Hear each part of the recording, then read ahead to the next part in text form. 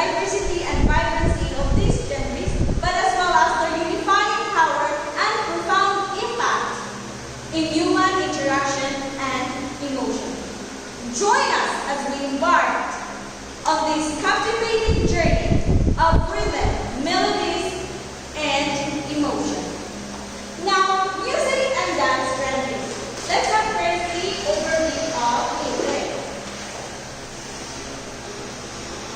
As it is said earlier, that music is a universal language of mankind, and it is used people around the globe, men and women, young and old, rich or poor.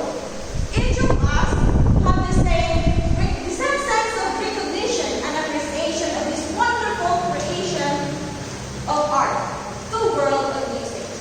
Thus, music is created by humans and are patronized by the entire humanity.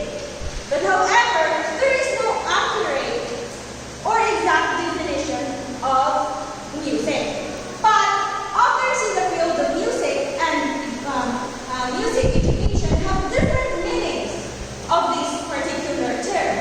But as long as there is a combination of these two entities, then it is just enough to understand. It is just enough to understand music in a direct and efficient way. So in art is considered as the highest form of performing art, as played by Beethoven.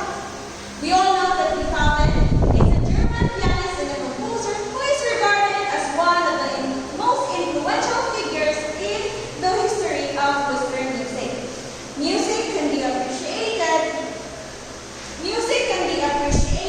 if there's someone who will serve as an interpreter or performer. It is a unique discipline that beautifully blends these both two elements, the art and science elements, because we all know that music has a combination of science and art, because like chords, rhythm, and pitches and melodies, these are infusion of science. Now, let's have a brief history of art and music. So, do you have any idea where the origin of music was born? Or do you know